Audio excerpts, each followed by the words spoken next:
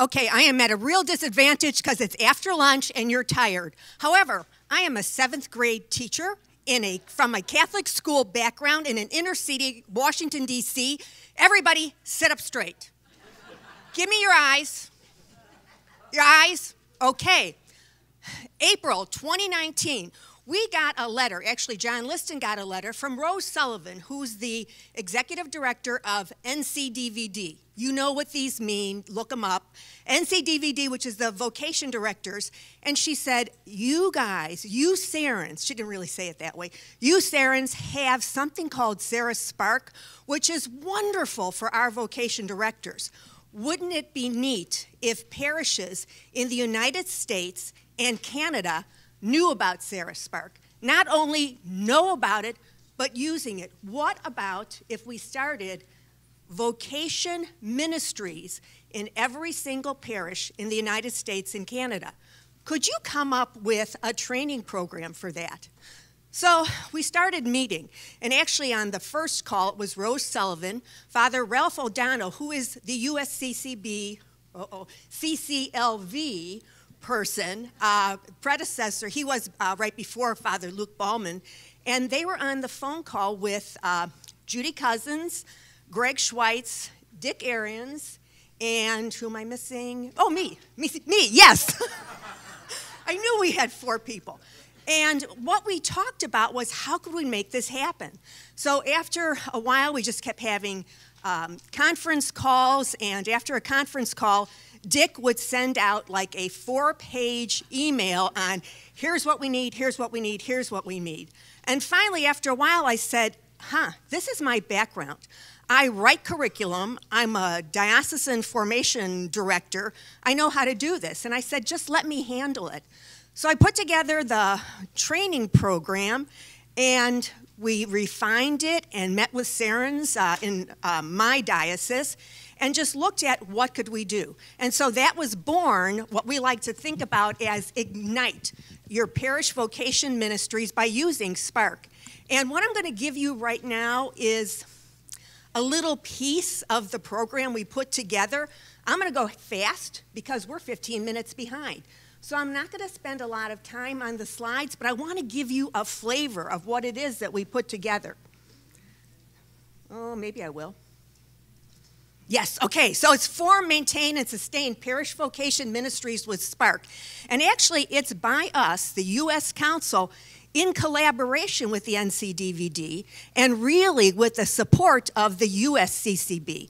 Very important. So we go into dioceses that invite us, and the objectives that we have with this workshop is, do these sound familiar to you? Foster new vocations, affirm existing vocations, and increase our holiness. Sound familiar? The same objectives that we as Serrans have is the whole point of the workshop. We go in and we do a little bit of training with them. We talk to them about the role of the Serra Vocation Committee, and really that role is to promote a culture of vocations in every parish in the United States. That's the whole goal of this training. Parishes don't know how to do this by themselves, so we're going to show them how to do it. We're going to train them. This is that great picture. This is actually was taken by Life Teen at this parish at St. Mary's in Hudson, Ohio. 7 vocations in 7 years. You'll see some of our advertising material for that. We use this picture because this is what a culture of vocations in a parish looks like. Very active, and we've got the vocations going.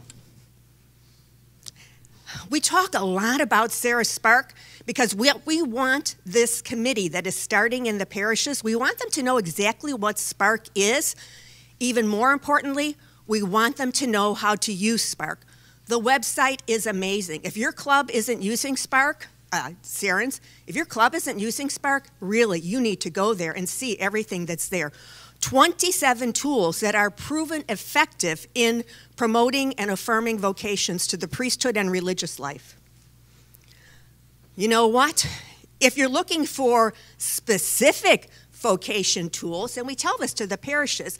If you really think you need to be affirming vocations, or maybe you just need, your parish needs some work in being aware of vocations, or maybe in inviting, or maybe in prayer. You know what? Those Serra Spark tools are divided into 4 specific types. So we'll go through this, the website and really talk to them about the various tools. This is right from our website. These links here are actually active. So as part of the workshop, the presenters will press on the link and take them right to the website so they can see what the tool looks like and how easy it is to use. So we talk about the affirmation tools, the awareness tools, the invitation and encouragement tools, and really, last but not least, the prayer tools, which are so critical. We give them an overview of what parish vocation ministry should look like. So we want them to know how they're actually going to help their parish foster vocations to the priesthood and religious life, and really to remind parishioners to be responding always to that call of God in their life. This, one of my favorite slides. We talk to them exactly how to form it. We give them, 6 to 7 members, and you want to put some notes in the bulletin, but we want to give them the reason behind doing this, and the reason is, I want you to see this. This is Canon 233.1, and this spells out our role and theirs, and it says, the duty of fostering vocations rests with the entire Christian community, so that the needs of the sacred ministry in the universal church are provided for sufficiently. This duty especially binds Christian families, educators, and in a special way, priests, especially pastors. It's the job of every Christian to be working for vocations. This is critical. And I think once they see this, people have even asked me, give me that canon again, because it is so important. It really spells out what we're supposed to be doing. We give them an overview of what their responsibilities are, by praying for vocations, fostering awareness, having written goals and objectives. At lunch today, I sat with people we didn't know. Mary Jane, I don't see Mary Jane. Mary Jane, wherever you are, said to me, you know what? Our parish had a parish vocation ministry. We don't now. Part of the reason that it's not being sustained is no goals or objectives. So we have to teach strategic planning, which becomes an important part of this workshop. We talked to them about maintaining a permanent file, including the pastor, all those things that are probably second nature to us as Serrans, as people actually employed in vocation ministry, but it does not come naturally to people in parishes. So we really work with them on this point. Then we start the strategic planning. And this is a really important part of the workshop. By the way, did I say this is a 9 to 3 workshop? So it's an all-day workshop for them. So we teach them how to write a mission statement for their ministry. We teach them what is a goal. We teach them what is an objective. We teach them what are action items. And then we have a work session. So there's about an hour time when they're just seated around a table, people from the same parish, working on a strategic plan that they can take back with them to the parish. And our facilitators and other Serrans who might be there go around and help with that at each of the tables. We talk to them on how to maintain their parish ministry. Once it's going, it's got to be maintained. You've got to pay attention to it. We talk to them about how to sustain it, how to sustain that. And here comes the real key thing, because after they form their mission statement, write their goals, objectives, and action items, we give them a mentor. We take a Serran, hopefully from the same area, who checks in with that parish once a month for 1 year, just to make sure that they're on track. I'm a mentor right now for a parish in Pittsburgh. I wish I had somebody in Pittsburgh to do this, because I live in Indiana. But I'm checking in with the parish once a month in Pittsburgh, and they're telling me what they're doing. They just had a reception for the permanent diaconate. They had 8 men, let's see, 7 men installed as acolytes and 1 as reader, and they did the reception for that at their parish, which I thought was wonderful. So now I can affirm them and give them other things that they can be working on. So once a month, I'm checking in with them, and I'll do that for a year.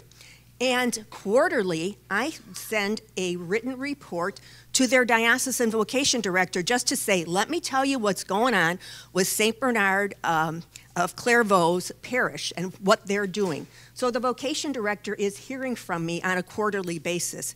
And at the end of that year, I'm really expecting great things from the parish there. So we need other Serrans to help with that too. So what do they learn? 7 things. They learn about Spark and how to actually use Spark in their parish. They learn all about parish vocation ministries. They learn how to form it. They learn the responsibilities. They learn all those planning things. They learn how to maintain it and how to sustain it. This is a critical workshop. Now, because we're Serrans and we wanted to put our own little Serran spin on this really important workshop, we're going to start it with Mass in the morning. So even before the workshop starts, around 8 o'clock in the morning, Mass is being offered. And then we ask the vocation director or the bishop to please come and give the homily at that Mass so that they're hearing on how important that ministry is and how critical it is. At the end, so our other bookend, starting with Mass, at the end of the workshop, around 3:15, we offer a holy hour. And we ask the local Serrans to please come and lead this holy hour for vocations. So now not only has the parish learned how to really get a vocation ministry up and running in their parish, but they've been exposed to Serrans. So part of the materials that we give them is a little bit of a membership information, which I think I've hopefully ended up on many of your chairs, so they begin to know about Serra. We think this is going to be a really great way for us to get other individuals joining Serra. So this is going to be sort of an entree for us. So how do you get this in your diocese? We have to be invited by the bishop or the vocation director. We just can't go into a diocese and do this. So we have to be invited. What kind of costs are involved to the diocese? The venue, so wherever we're going to be, and hospitality. That's it. What about the local Serrans? What's their involvement? Well, we love to have the local Serrans come and be present during the workshop. So when we do some table discussions, the local Serrans can be right there and just helping and really sort of exposing everyone to what a Serran is. Also, we love for the local Serrans to lead the holy hour and then to volunteer to be mentors. Right now, our first workshop was October the 12th in Pittsburgh, and Greg and Dick were the presenters for that. And I think they had a wonderful time because they kept sending pictures to Judy and myself of the workshop, and they had some great, great pictures, and we got some great strategic plans. They gave me copies of the plans, so it was a very successful workshop. So we've got another one this Saturday, a week from tomorrow, and Judy Cousins is she lives in Tucson, and she'll be doing the workshop in Tucson. Great thing that just happened, though. We got... Oh, good. Oh, super. So we'll have Serrans there. But the other great thing is this is all in English, you noticed. But Tucson has got a very large Hispanic population. So someone from Marlene from our Chicago office translated the whole workshop into Spanish. Now, the presenters are not going to be speaking Spanish, but at least we're going to have a Spanish translation of everything right there for them. So that's really going to be a plus. We have other workshops coming up. Right now, we have 4 trained facilitators. Myself, Dick, Greg, and Judy. We need more. So, Serrans out there, if you are comfortable with technology, that means if you can press the button on the computer, and you're comfortable standing up and presenting from the slide, then please let us know, because I can train you. Actually, the training for the 4 of us I did on the internet. So we just did a conference call, pulled up the screen, and walked through the workshop. I would love to train more facilitators. I already know Gino has volunteered to be trained, so I've got one more, but I'd love to get some more. What else? Serrans, if you like making phone calls, and if you would be willing to call a parish once a month for 1 year and just to chat and see how someone's doing in vocation work, please volunteer to be a mentor. Let me know that, because we could really use those mentors. That would be great. You've got a flyer, too, on your chair, hopefully, most of you, and it's got that great picture from St. Mary's in Hudson, just looking at the 7 vocations in 7 years. There's information on the back of that on how a diocese can arrange a workshop, a training workshop.